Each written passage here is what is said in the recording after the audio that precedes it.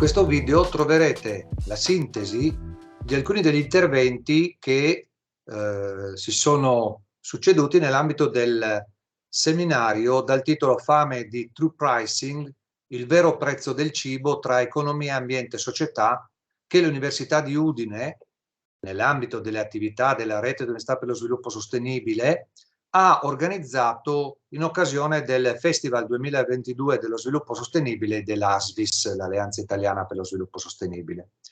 Abbiamo voluto affrontare, cioè, un tema di grande attualità, quello della dinamica dei prezzi in riferimento ai beni alimentari, al cibo, alle bevande che noi tutti acquistiamo per soddisfare uno dei nostri bisogni fondamentali, che è quello dell'alimentazione. Ecco, il tema delle variazioni dei prezzi che, come ci dimostrano le statistiche più recenti, sembrano essere fra i principali produttori di quella ripresa della inflazione che anche l'Italia e la nostra realtà locale sta vivendo. I beni alimentari, i prezzi ai quali li paghiamo nei vari contesti e, non a caso lo sottolineo in particolare, negli acquisti presso i supermercati, stanno diventando sempre più elevati, mettendo in difficoltà in particolare, come sappiamo, come è normale che purtroppo succeda, le persone e le famiglie a più basso reddito.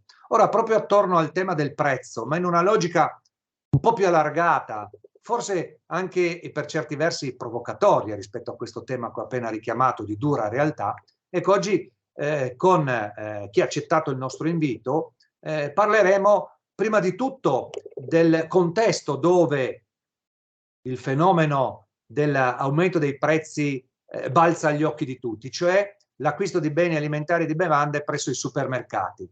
Avremo così modo di ascoltare dalle parole di Giorgia Marino, che è caporedattrice della rivista Materia Rinnovabile Renewable Matter, dove proprio di recente ha inserito, ha pubblicato un articolo, un'inchiesta che è intitolato Brave New Supermarket, cioè prendendo spunto dal titolo di una famosa opera cosiddetta di fantascienza distopica, cioè di una utopia negativa, quella di Aldous Huxley, pubblicata, pensate un po', addirittura 90 anni fa, nel 1932, e che di questo coraggioso nuovo mondo viene un po' preso a spunto per parlare di quello che succede nei grandi tempi, nei non luoghi, come qualcuno li ha definiti, dei nostri acquisti quotidiani, ogni tanto settimanali, ma un po' tutti abbiamo a che fare con i supermercati. Ebbene, che cosa succede lì? Che cosa succede al cibo, ai prezzi del cibo che tutti noi incrociamo? A seguire avremo modo di ascoltare l'intervento invece che ci porta sulle tematiche che hanno ispirato il titolo dell'incontro, e ascolteremo Bianca Minotti, che fa parte di un gruppo di ricerca italiano che si è occupata proprio lei e i suoi colleghi e collaboratori del tema del giusto prezzo, del giusto costo del cibo, in una logica proprio anche, che è fondamentale per il contesto in cui questo evento si colloca, di sviluppo sostenibile, che questo tema necessariamente si porta dietro. Quindi passiamo la parola adesso alle nostre ospiti e ai loro interventi. Grazie professor Marangon per l'introduzione e per aver colto anche la citazione letteraria. Sì, in effetti è una citazione un po' ambigua, perché in realtà io non vorrei parlare di una distopia, nel senso che vorrei dare una chance alla, diciamo, una rivoluzione sostenibile dei supermercati. Appunto in questo caso il brave, nel senso che ci vuole effettivamente coraggio per avviare questo tipo di rivoluzioni. Sappiamo bene che il modello del supermercato, che è il nostro modello di consumo fondamentalmente, è nato con un preciso scopo, quello di farci comprare il più possibile. Per cui ora che si comincia a parlare di consumo sostenibile, consumo responsabile, che il consumatore insomma ha qualche pensiero in più sugli impatti di quello che compra, di quello che mangia, di quello che consuma, diciamo è una bella sfida riuscire a mettere insieme queste due istanze: da un lato appunto il marketing tutto l'apparato, tutta la struttura della grande distribuzione che ci spinge a riempire all'inverosimile il carrello, dall'altro la preoccupazione per l'ambiente, la sostenibilità sociale, il prezzo anche, la sostenibilità economica di quello che andiamo a comprare. Ora, io sono partita da una considerazione, diciamo, antropologica e culturale, nel senso che ragionando su quello che è accaduto negli ultimi 2 anni, diciamo i supermercati sono stati abbastanza nell'occhio del ciclone, perché sono diventati negli anni del lockdown e della pandemia il nostro, diciamo, unico aggancio durante il lockdown erano la nostra scusa per uscire di casa, il nostro aggancio con il mondo. Per cui, diciamo, sono saliti sul palcoscenico ancora di più di quello che lo sono normalmente, nel senso che noi li abbiamo sempre un po' dati per scontati, no? Invece questa immagine delle code fuori dal supermercato per accedere, per poter riempire il carrello, per fare la spesa, per poter a casa il necessario, è subito diventata una sorta di anticipazione distopica di un futuro che, boh, chissà, potrebbe rivelarsi anche peggiore. E diciamo che dal mio punto di vista, io ormai sono anni che sono una giornalista ambientale, adesso da qualche anno mi occupo in particolare di economia circolare perché la rivista Materia Rinnovabile è dedicata in particolare all'economia circolare, in generale un po' alla green economy, ma diciamo lo specifico è quello.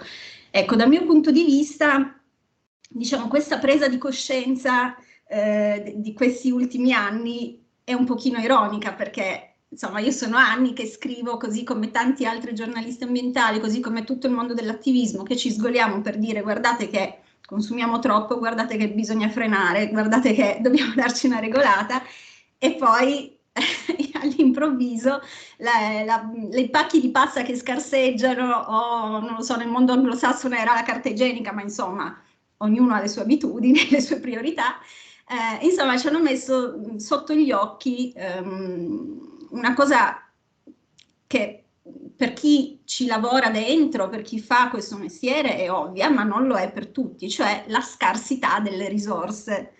Perché noi, insomma, le nostre abitudini di consumo ci portavano ad avere una percezione di abbondanza che in realtà è una falsificazione, e anche appunto il discorso del prezzo che affrontiamo oggi ha contribuito a questa percezione, nel senso che ovviamente se le cose costano meno di quello che è il loro valore, ci sembra falsamente che ce ne sia in abbondanza. Così non è. E quindi insomma è importante secondo me partire da un discorso sulla grande distribuzione e sui supermercati perché sono un anello fondamentale della catena di determinazione dei prezzi. Praticamente la GDO è l'anello di congiunzione fra la grande produzione e il consumatore, ed è anche da un punto di vista antropologico lo possiamo considerare anche un mezzo di comunicazione, cioè il supermercato, per dirlo un po' con Marshall McLuhan, è un medium, scusate, perché ci propone una visione dell'economia e dell'economia del cibo, anche della società che lo produce. Per cui insomma è fondamentale che adesso anche gli attori della grande distribuzione facciano un ragionamento su questo, anche perché, diciamoci la verità, sono anche un po' per forza di cose, come dicevamo, e lo dimostrano anche le indagini di mercato. Ne ho citata una nel pezzo di cui lei parlava, che è abbastanza recente, di questo maggio, ed è il Global Powers of Retailing, che è una indagine annuale fatta da Deloitte, quindi una delle società di analisi di consulenza più grandi del mondo, fatta sui 250 retailer più grandi del mondo. E c'è proprio un dato che balza, che è subito messo in evidenza, che balza agli occhi, cioè il 55% dei dei consumatori intervistati dichiara di aver comprato almeno un prodotto sostenibile nelle ultime 4 settimane, quindi più della metà. E non sono scelte così a caso, perché il 32% dice anche di essere disposto a pagare di più questi prodotti, per cui sul nostro discorso dei prezzi questo è un dato importante, c'è una coscienza che si risveglia, e non è solo una coscienza che, insomma, sì, lo faccio se non mi cambia tanto, insomma, se non mi cambia le abitudini, se non incide sul mio portafoglio. No, no, io lo voglio proprio fare e sono disposto a pagare dei soldi in più per avere un prodotto sostenibile e che, insomma, forse mi faccia anche sentire più a posto con la coscienza. Quindi, fondamentalmente, la grande distribuzione deve fare i conti con questo nuovo consumatore che ha davanti. Come fa? Questo è un bel discorso, perché è una bella sfida, perché appunto dicevamo il supermercato, quando ho lavorato a questo numero della rivista, che come diceva lei è tutto dedicato ai mercati alimentari, mi sono un pochino documentata anche sulla storia della grande distribuzione. Il primo supermercato, probabilmente lo immaginate, è nato negli Stati Uniti nel 1916, quindi non è più di un secolo, non è vecchissimo come modello di distribuzione e di consumo, ma insomma ha una sua storia anche ormai abbastanza corposa. E la novità con cui si presentava questo Piggly Wiggly, si chiamava il primo supermercato inaugurato nel Tennessee, era proprio il self-service.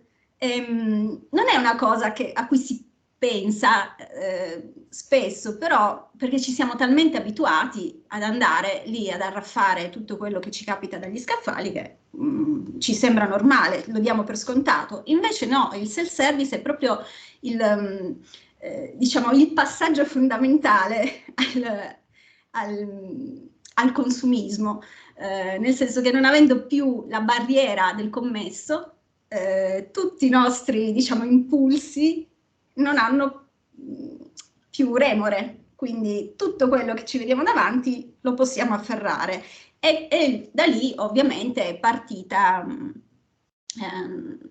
diciamo il consumismo più sfrenato ha avuto il suo inizio, ecco. E così ovviamente i supermercati, che poi tutte le varie catene che oggi conosciamo, dalle più grandi alle più piccole, hanno ovviamente fatto a gara a proporci a suon di marketing, ma anche di sconti, i 3x2, le offerte, le confezioni famiglia, e chi più ne ha più ne metta. Insomma, lo scopo è sempre stato quello di indurci a comprare di più. Adesso come far cambiare, come rivoluzionare questo approccio della grande distribuzione, insomma non è una cosa semplice. C'è chi ci prova, ci sono delle, diciamo, forse non le grandi catene ancora, non ci siamo ancora arrivati, anche perché ovviamente poi spostare dei mastodonti simili non è una cosa semplicissima, però a livello di piccole catene ci sono già delle realtà che fanno delle cose interessanti. Ad esempio, cito l'articolo di Antonella Totaro, che anche se non c'è, però ha scritto questo approfondimento sul true pricing, sul vero prezzo del cibo. Lei, che è avendoci vissuto per diverso tempo, una grande esperta di mondo olandese, di Nord Europa, cita questo supermercato di Amsterdam che si chiama De Hanzet. Non so assolutamente se la pronuncia sia giusta, ma che ha appunto accolto un'iniziativa dell'Impact Institute, True Pricing Impact Institute, non so, comunque dopo avremo appunto chi ce lo spiega meglio, e praticamente propone il doppio prezzo dei prodotti. Quindi, per esempio, io adesso qua cito proprio un caso, i pomodori.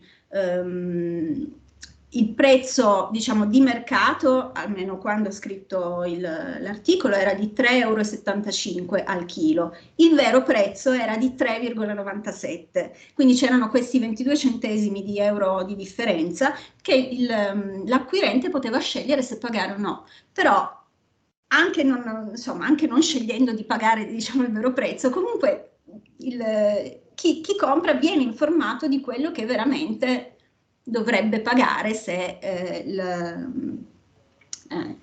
la transazione fosse equa, cioè se includesse tutti diciamo, gli impatti ambientali, sociali della produzione di quel chilo di pomodori. Questo è un esempio.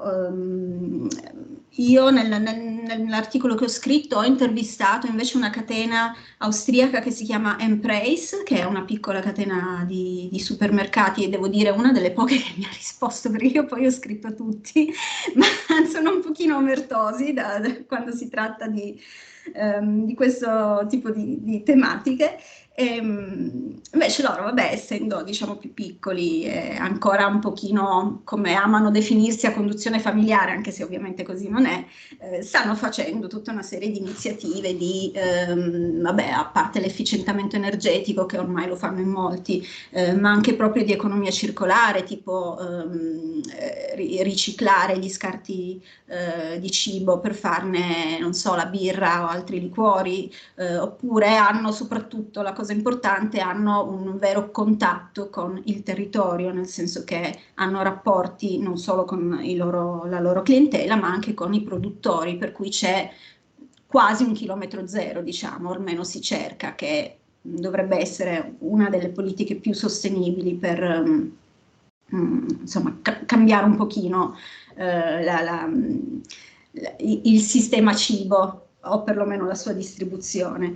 È una cosa importante che, appunto, andiamo con ordine, la grande distribuzione sa rinnovarsi, quindi c'è la possibilità, però bisogna insomma fare tutta una serie di passaggi. La prima cosa è ovviamente partire dal marketing, e quindi abbandonare, diciamo così, le pratiche di greenwashing, adesso purtroppo, e rendere anche, diciamo, i punti vendita una specie di punto di riferimento per la comunità, quindi essere anche in grado di diventare un mezzo di comunicazione della sostenibilità, cosa che però deve essere anche sostanziata dai fatti, per cui appunto la provenienza dei cibi, dicevamo, bisognerebbe cercare il più possibile di attivare delle reti con i produttori locali, per cui sì, che allora le persone hanno la scelta del chilometro zero. La provenienza dei cibi è, tra l'altro, uno dei fattori della comunicazione che sono più difficili da far passare, perché voglio dire, io vado al supermercato sotto casa, trovo le arance del Sudafrica nella retina, belle impacchettate. Io la vado a guardare la provenienza, ma perché ovviamente sono dentro questo tipo di discorso e lo mastico tutti i giorni, ma chi la va a guardare la provenienza delle arance? Soprattutto se poi è una sigla e non è ben specificato con un cartello. Quindi anche quella è una forma di greenwashing, perché se io non metto un bel cartello grosso con scritto da dove vengono le arance, insomma, cibo biologico, non biologico, anche lì cito un altro articolo che c'è dentro questo numero della rivista, che forse lei ha letto, di Cinzia Scaffidi, che è una nostra collaboratrice, è anche una docente dell'Università di Scienze Gastronomiche di Pollenzo, e lei ha fatto un giro nei supermercati del Piemonte, perché come me anche lei fa base a Torino, per vedere se effettivamente vengono messe in pratica delle politiche di sostenibilità, e diciamo che insomma la risposta non è proprio positivissima, insomma, appunto per il discorso del biologico non biologico, quello che lei notava è che effettivamente sì, c'è lo sfuso per frutta e verdura, però quando poi dobbiamo comprare la frutta e la verdura biologiche, allora le troviamo impacchettate, perché sennò si confondono con il resto. Anche lì, insomma, sa un pochino di greenwashing anche quella cosa lì, perché a quel punto facciamo le produzioni biologiche, mettiamo una sezione sfusa di biologico con una persona che la controlla, che serve, solo che anche quelli sono costi in più per la grande distribuzione. Stessa domanda che ho fatto io sugli sfusi generici, diciamo, anche per la parte dei detergenti, eccetera. Ho fatto questa domanda a una persona, si chiama Paola Armenia, ed è la responsabile marketing di Cean. Cean è una realtà molto interessante alle porte di Torino che progetta supermercati e punti vendita, quindi loro tecnicamente sono i fautori di questa rivoluzione della struttura del supermercato, però è una rivoluzione appunto molto difficile. Io ho chiesto a questa Paola Armenia perché effettivamente non si trovano le aree di sfuso, non è così facile trovarle le aree di prodotti sfusi nei supermercati. Lei mi ha detto perché soprattutto i punti vendita piccoli devono pagare una persona in più che stia lì a controllare, perché non si può ovviamente fare affidamento sulla responsabilità dei singoli acquirenti, che siano ordinati, che non buttino, non lo so, i cereali in giro o i fagioli, eccetera. Per cui devono avere una persona in più. E adesso, visto che stiamo andando sempre più verso un'automazione del lavoro anche nel supermercato, quindi sempre meno, non so, i banchi di macelleria o di formaggi, sempre più roba confezionata, è difficile che effettivamente qualcuno metta la persona lì a controllare il settore sfuso. E qui arriviamo al tasto dolentissimo del packaging. Anche il packaging è ovviamente comunicazione, è ovviamente marketing, quindi anche su questo punto far abbandonare il packaging, prima di tutto ai produttori, non è semplice.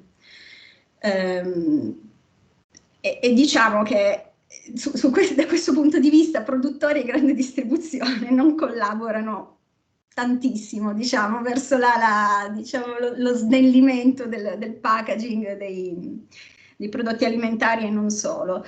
C'è un report recente, anche questo di quest'anno, non mi ricordo il mese, ma è comunque del 2022, che si chiama Under Wraps, della Changing Market Foundation, che è appunto una fondazione molto attiva nella lotta contro la plastica, contro l'inquinamento da plastica. Per cui questo report ha praticamente intervistato, non mi ricordo più quanti soggetti, ma insomma quasi tutte le catene di grande distribuzione presenti in Europa. Fra tutti gli intervistati l'82% non ha voluto fornire informazioni sulla propria plastic footprint, quindi no comment. Non si parte bene, diciamo.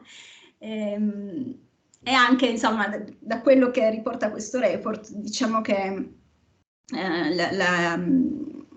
la questione packaging non è una questione che la grande distribuzione affronta molto volentieri, perché appunto si tratta di ripensare tutta la catena logistica e anche il modo in cui si fa marketing.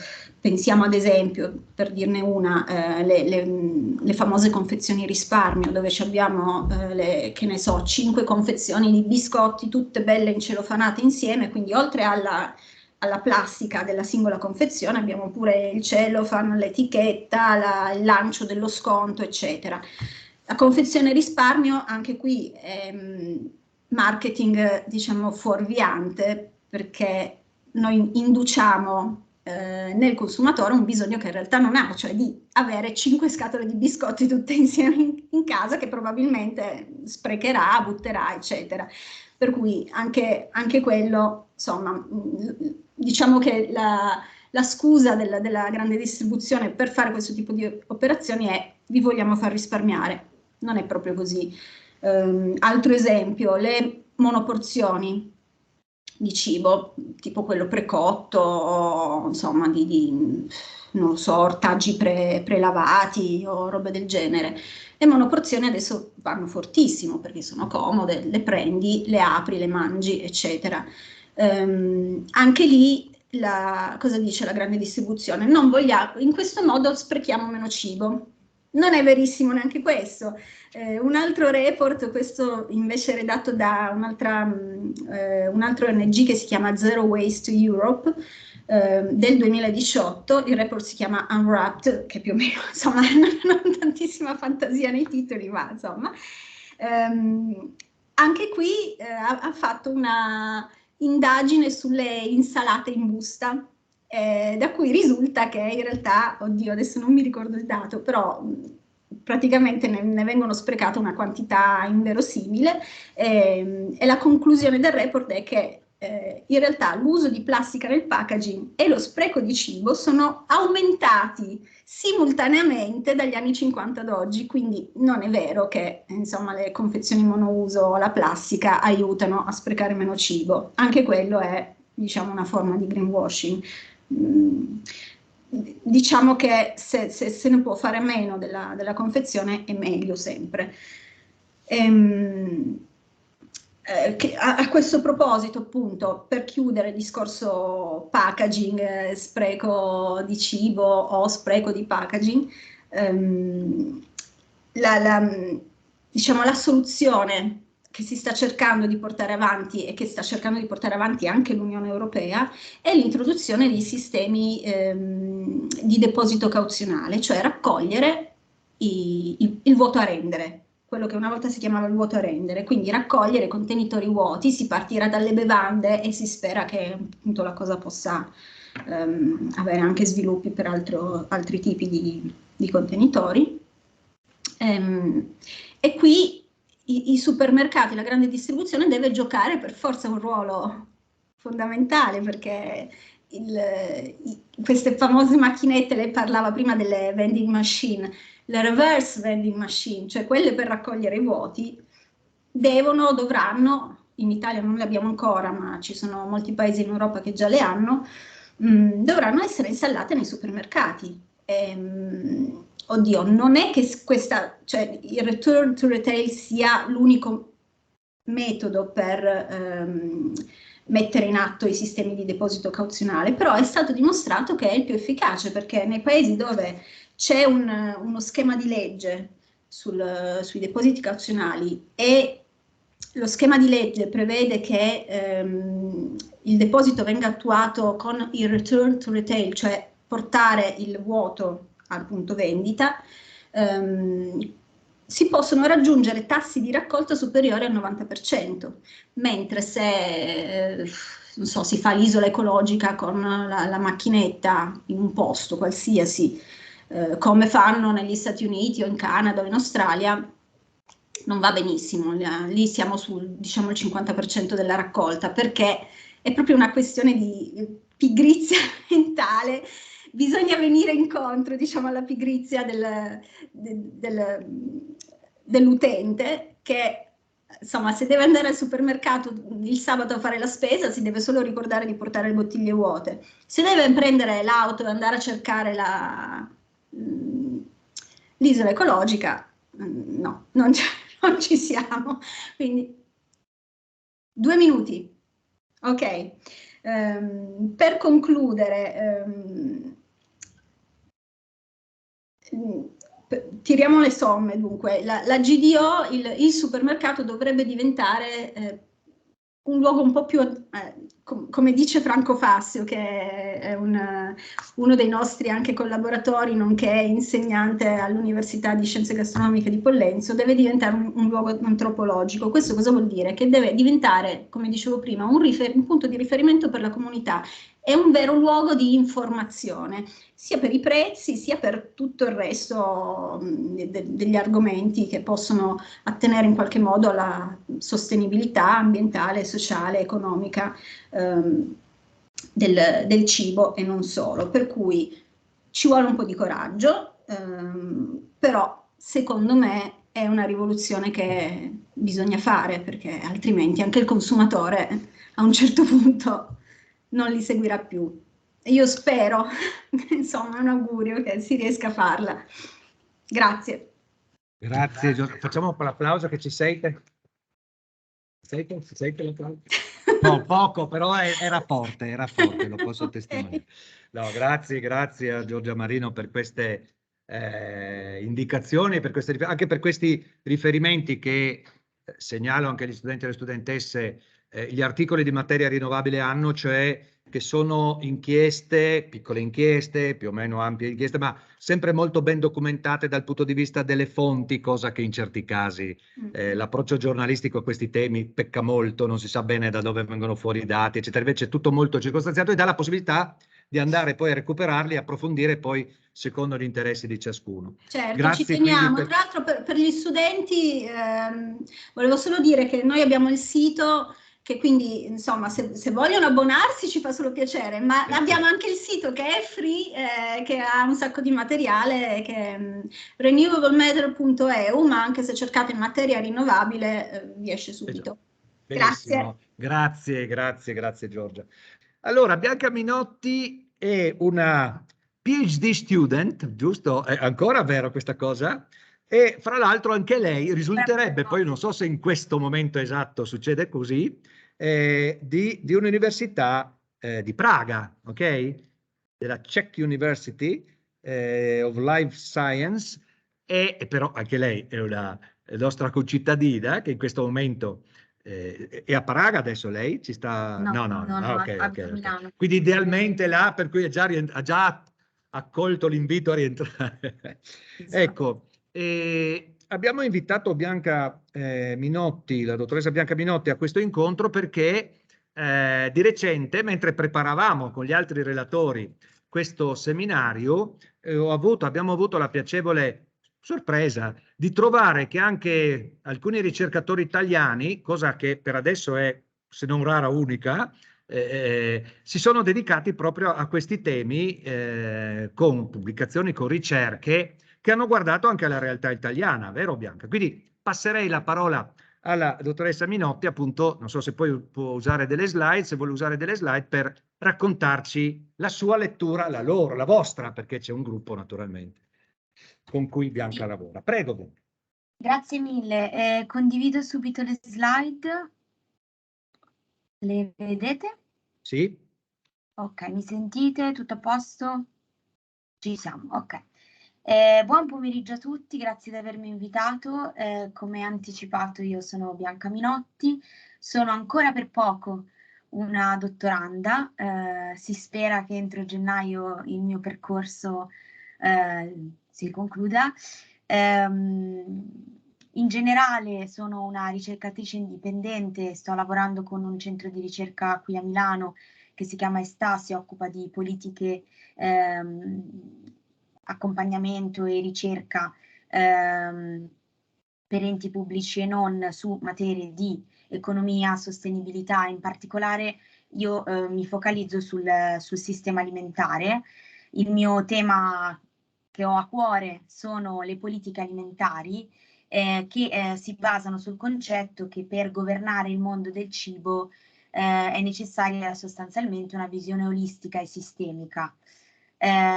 Di conseguenza, quando il professor Davide Marino della Università del Molise, con cui ho collaborato su dei progetti di politiche alimentari urbane, che appunto, come dicevo, è il mio tema cardine, mi ha proposto di collaborare a questo progetto sul true cost, sul true pricing, ho pensato che fosse un tema estremamente interessante, proprio perché si tratta di un tema che va a guardare il mondo del cibo in modo appunto sistemico, olistico, e che può avere degli impatti politici anche di policy. Oggi quindi sono qui per presentarvi questo studio che abbiamo condotto con un team di ricerca abbastanza corposo, come vedete sulla slide, coordinato da appunto il professore Davide Marino e Marta Antonelli, e che ha visto un po' la collaborazione interdisciplinare di economisti, medici, soggetti esperti in politiche ambientali, eccetera. Vediamo se va avanti. Ok. La ricerca che abbiamo condotto è stata pubblicata su Frontiers in Nutrition, che è open access, quindi alla fine della presentazione avrete modo di poter scaricare il documento. È una ricerca che analizza la complessità di una dieta da un punto di vista ambientale, sanitario e socio-economico.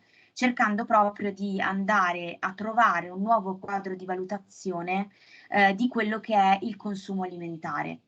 Come dicevamo prima, il tema del true pricing è molto importante, molto interessante. Noi l'abbiamo preso da una prospettiva un po' diversa rispetto a quella di cui hanno parlato i colleghi prima, cioè noi l'abbiamo presa da un punto di vista del calcolo, dell'idea di cercare di pesare quanto pesa, quanto effettivamente conta una dieta sana e sostenibile, e su questo poi cerchiamo di capire che cosa si intende con sana e sostenibile, con quella invece attuale degli italiani, cercando di andare a capire qual è il prezzo delle esternalità potenziali e quello invece delle esternalità reali. Per questo abbiamo utilizzato appunto uno dei tanti framework che rientra all'interno del macro tema del true cost accounting, quindi del calcolo del costo reale. Come abbiamo selezionato le diete? Allora, il tema delle diete sostenibili è un tema molto dibattuto, molto complesso, è sempre molto difficile riuscire a calcolare che cos'è una dieta sostenibile, perché la sostenibilità dipende anche dal contesto, e quindi una dieta che risulta sostenibile in Italia non è detto che sia sostenibile in Afghanistan, o non è detto che sia sostenibile in Cile. Stessa cosa per quanto riguarda diciamo il parametro di healthy, quindi una dieta che sia anche considerata sana. Tuttavia, quello che abbiamo cercato di fare, e soprattutto questo lo ha fatto il team di nutrizionisti e medici, è stato quello di partire da una revisione sistematica della letteratura su evidenze specifiche relative a singoli alimenti o a gruppi di alimenti, come per esempio con gruppo di alimenti si intende la frutta o i cereali, per esempio, e il loro collegamento il collegamento di questi gruppi alimentari con il rischio di sviluppare delle malattie cardiovascolari. A questo punto gli alimenti più comuni sono stati, diciamo che hanno un alto rischio, sono stati utilizzati per creare dei parametri sulla base, diciamo, delle proprietà nutrizionali di alimenti simili tra di loro. E in questo modo è stata sviluppata quella che è considerabile come una dieta desiderabile, quindi appunto che rispecchi il più possibile parametri di sostenibilità e di dieta sana per quello che riguarda la popolazione italiana. La potete vedere nella tabella. La tabella descrive sostanzialmente le grammature per giorno. Chiaramente ricordiamoci che per considerare una dieta corretta bisogna considerare il frame di frequenza settimanale, non tanto giornaliera. Infatti qui vedete per esempio grammi di carne 14 al giorno, è chiaro che diventa complicato pesare 14 grammi di carne al giorno, ma l'unità di misura giornaliera è stata presa da un punto di vista, perché utile da un punto di vista, diciamo, di studio, però nell'ottica, diciamo, di comporre una dieta che sia sana e sostenibile, poi questo dato va esteso sulla settimana e bisogna lavorare molto su frequenze e diciamo composizione della dieta settimanale. Per quanto riguarda invece la dieta attuale degli italiani, quella che vedete nella seconda colonna della tabella, è stato preso come riferimento uno studio fatto nel 2021 che ha sostanzialmente analizzato la dieta degli italiani sulla base di bilanci alimentari di FAO che si chiamano Food Balance Sheet. Questi sono dei bilanci che vanno a calcolare i volumi e i valori di prodotti alimentari a livello globale, divisi per paese e per gruppi alimentari, considerando anche quello che è lo scarto alimentare, quindi sono, diciamo, hanno una valenza internazionale. Abbiamo quindi cercato di applicare al confronto di queste due diete quello che è uno strumento appunto il più olistico, il più sistemico possibile, e abbiamo selezionato questo metodo che si chiama True Cost Accounting, che diciamo che il concetto di True Cost arriva diciamo alla bocca dei più nel 2009 tramite una un articolo sul Time, e poi in realtà da allora si sviluppa e prende tantissime forme diverse. Oggi il true cost accounting viene considerato un metodo per valutare diversi tipi di costi e impatti, compresi quelli, per esempio, come nel nostro caso, che compongono il sistema alimentare. È uno strumento molto interessante perché è sistemico e multidisciplinare e ha lo scopo di puntare a quello che è la trasparenza e la partecipazione da parte degli attori della filiera alimentare, del sistema alimentare. Questo è stato già evidenziato dai precedenti relatori ampiamente. L'obiettivo di questi metodi, perché il true cost accounting è un insieme, è uno strumento, un insieme di metodi, è quello di ottenere il più possibile una trasformazione del sistema alimentare, un cambio di paradigma che vada verso quello che è considerato sovranità alimentare, che insomma oggi in particolare è una parola un po' complessa da utilizzare considerando l'utilizzo da parte del nostro ministero, ma e dei principi agroecologici, quindi concentriamoci su questa seconda parte di questo statement, diciamo. Il TCA, come dicevo, è un insieme di metodi. Noi abbiamo fatto riferimento a quello che vedete in figura in questa slide, che proviene da Teba AgriFood, che è insomma un'organizzazione che si occupa di questi temi. È un quadro di valutazione che aiuta, come potete vedere nella slide, spero che si veda abbastanza bene, a calcolare quelli che sono i costi e i benefici invisibili del capitale naturale, umano e sociale di un sistema alimentare. Noi abbiamo deciso di plasmare, di creare il nostro personale modello di TCA formulato specificatamente per il confronto di diete. Diciamo abbiamo deciso di dare un focus principalmente al concetto di impatto più che non di capitale, per cercare di capire quella che è effettivamente l'influenza di una dieta su un dato contesto, nel nostro caso il contesto italiano.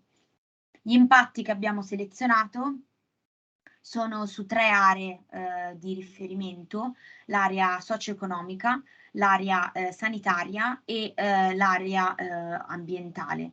È importante, e questo lo riprenderò alla fine della mia presentazione, sottolineare il fatto che il nostro studio, come gran parte degli studi di TCA, prendono in considerazione soltanto alcuni dei parametri delle esternalità, degli impatti che il cibo ha in questi 3 macro aree. Questo per una serie di questioni di cui adesso vi parlerò, ma è evidente che uno studio di questo tipo non può prendere in considerazione tutte le esternalità che i cibi hanno sulla nostra società, ma deve trovare dei parametri esemplificativi per ognuno dei pilastri, in questo caso della sostenibilità, che va ad analizzare. Questo è il modello che abbiamo selezionato, che abbiamo creato, quindi partendo da un contesto molto specifico che è un food basket, quindi un insieme di alimenti che compongono la dieta di individui nel contesto italiano. Abbiamo selezionato 3 aree di impatto, come ho detto prima, e per ognuna di queste aree di impatto abbiamo trovato delle metriche di impatto.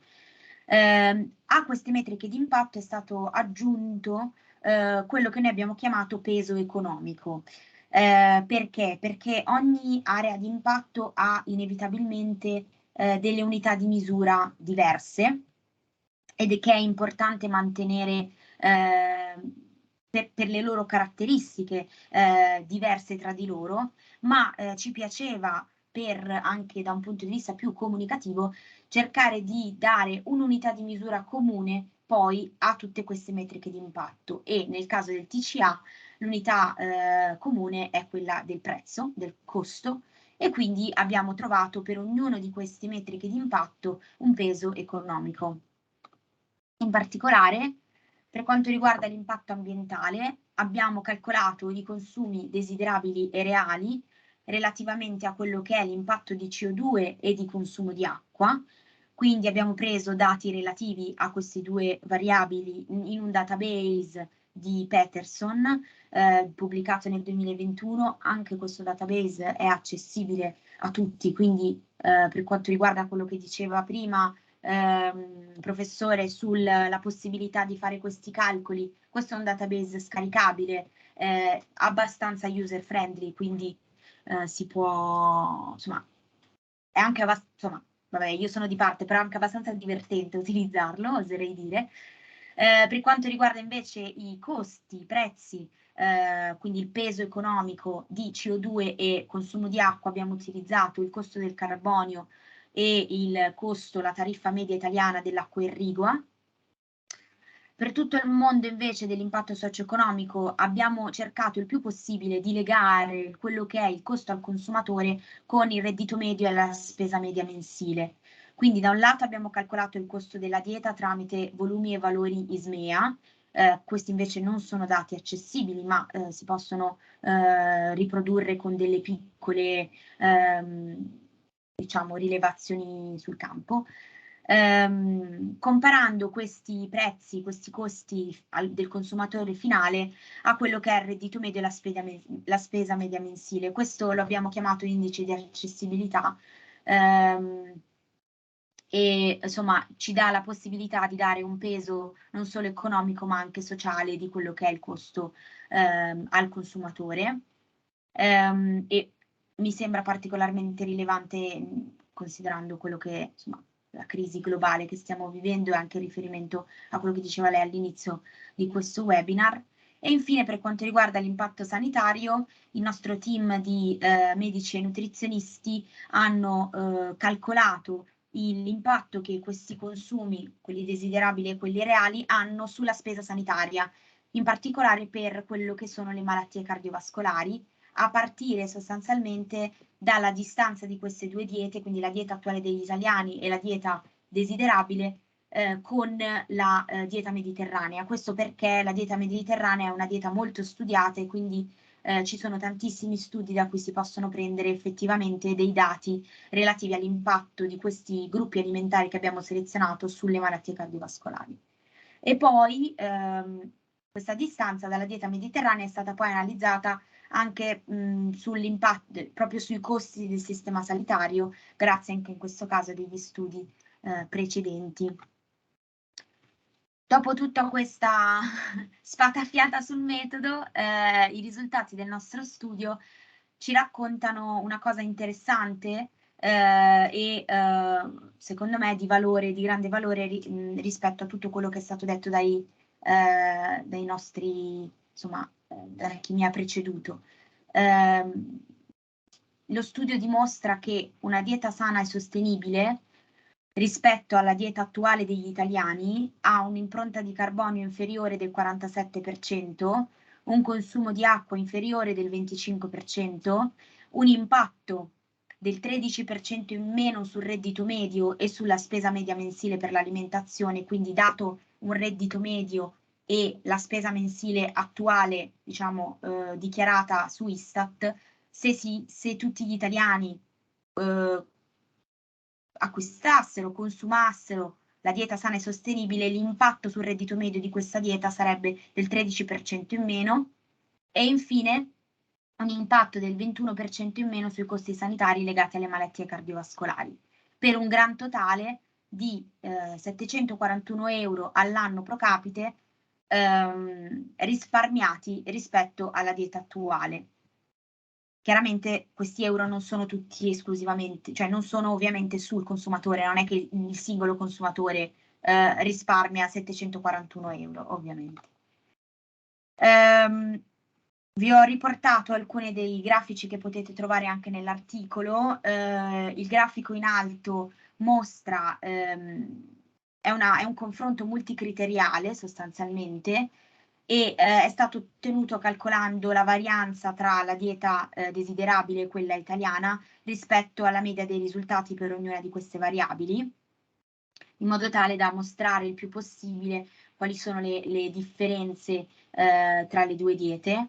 E invece nella tabella 5, quindi il riquadro in fondo alla slide, vedete per ogni parametro preso in considerazione quali sono i risparmi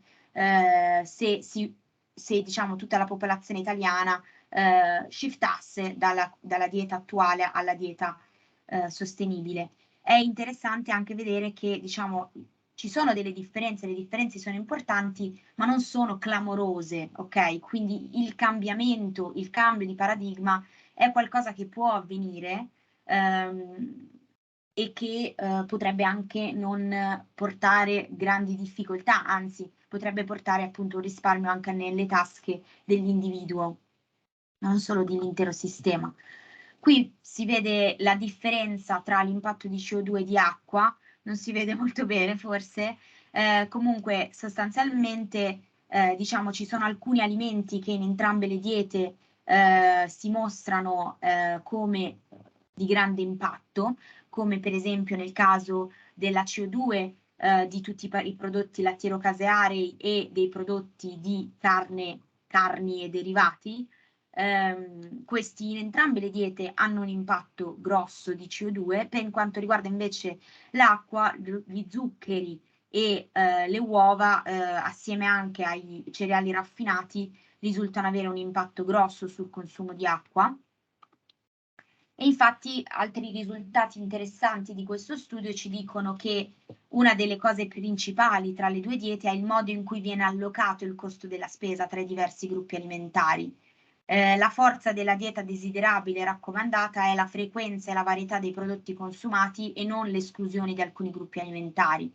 Questo non vuol dire che le diete che escludono alcuni gruppi alimentari siano sbagliate, semplicemente diciamo da un punto di vista puramente contestuale, partendo da una dieta che non è vegetariana e vegana, che è quella diciamo della media dei consumatori italiani, abbiamo cercato di riprodurre una dieta che fosse inclusiva nello stesso modo e comunque, malgrado l'inclusività di questa dieta che ha appunto all'interno prodotti quali carni, latte e derivati, che sono gruppi alimentari che anche il nostro studio dice essere con impronta carbonica più alta, con costo più elevato e più impattanti sul sistema sanitario, con la frequenza e la varietà diciamo raccomandata dal nostro studio e da tanti altri studi, perché ricordiamoci che la nostra dieta desiderabile si basa su un incrocio di tanti altri studi che raccomandano diete, non l'abbiamo creata noi, non è soltanto una cosa che raccomandiamo noi. Comunque già soltanto con queste modifiche l'impatto è molto diverso. E qui insomma c'è un po' questo discorso sul costo, no? Sull'allocazione del costo, si vede quanto sia differente il modo in cui viene allocato il costo dei diversi gruppi alimentari tra una dieta e l'altra.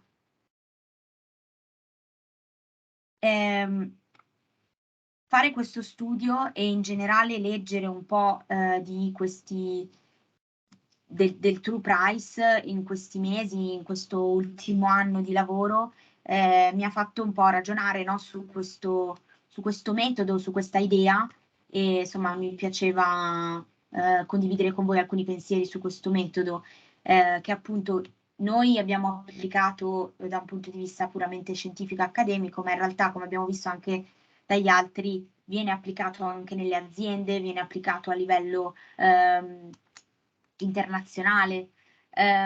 È un metodo molto complesso, nel senso che significa inserire all'interno di un unico sistema di dati unità di misura completamente diverse l'una dall'altra. Si passa dall'impronta carbonica al costo di una malattia cardiovascolare per il sistema alimentare, per il sistema sanitario, si passa dall'impronta di acqua per arrivare al costo sociale, quindi per esempio il prezzo della spesa media sul reddito medio e molto altro, insomma. E quindi è un tema molto complicato per il quale bisogna per forza trovare dei compromessi di metodo.